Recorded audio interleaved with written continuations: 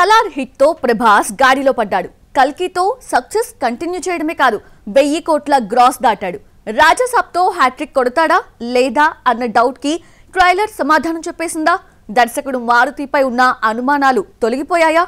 ఇంతకీ ట్రైలర్ ఎలా ఉందో చూసేద్దామా? 2 ఏళ్లుగా సెట్స్ పై ఉన్న రాజాసాబ్ ట్రైలర్ కు ఎట్టకేలకు మోక్షం కలిగింది. టీజర్, ట్రైలర్, సాంగ్సే కాదు సినిమా కూడా వాయిదాల మీద వాయిదాలు పడుతూ ఎట్టకేలకు జనవరి 9న థియేటర్స్ లోకి వస్తోంది. 6 నెలల ముందే టీజర్ రిలీజ్ చేసి సినిమాలపై అంచనాలు పెంచేసిన మారుతి 3 నెలల ముందే ట్రైలర్ ను వదిలేశాడు. లో బడ్జెట్ మూవీస్ తీసే మారుతి ప్రభాస్ ను డైరెక్ట్ చేయగలడా? ఈ డౌట్ ఫ్యాన్స్ కే కాదు మారుతి ఇంట్లో కూడా వచ్చింది. మారుతిని తీసుకుని ప్రభాస్ రాంగ్ స్టెప్ వేశాడని అందరూ అంటుంటే ఒకానొక దశలో ప్రాజెక్టు వదిలేద్దామనుకున్నారని, ప్రభాస్ ఇచ్చిన సపోర్ట్ తో సినిమా తీశానన్నాడు మారుతి. ప్రభాస్ ఎనర్జెటిక్ స్టెప్లేసి రొమాన్స్ చేసి చాలా కాలమైంది. మైథలాజికల్ మూవీ కావడంతో ఆదిపురుష్ లో ఆ ఛాన్స్ లేదు. సలార్, కల్కిలో ప్రభాస్ కు హీరోయిన్ అంటూ ఎవ్వరూ లేరు. దీంతో జస్ట్ ఫర్ చేంజ్ కోసం 2 హీరోయిన్స్ ని పెట్టగలవా అని ప్రభాస్ అడగడంతో 2 కాదు 3 హీరోయిన్స్ ని పెట్టాడు దర్శకుడు.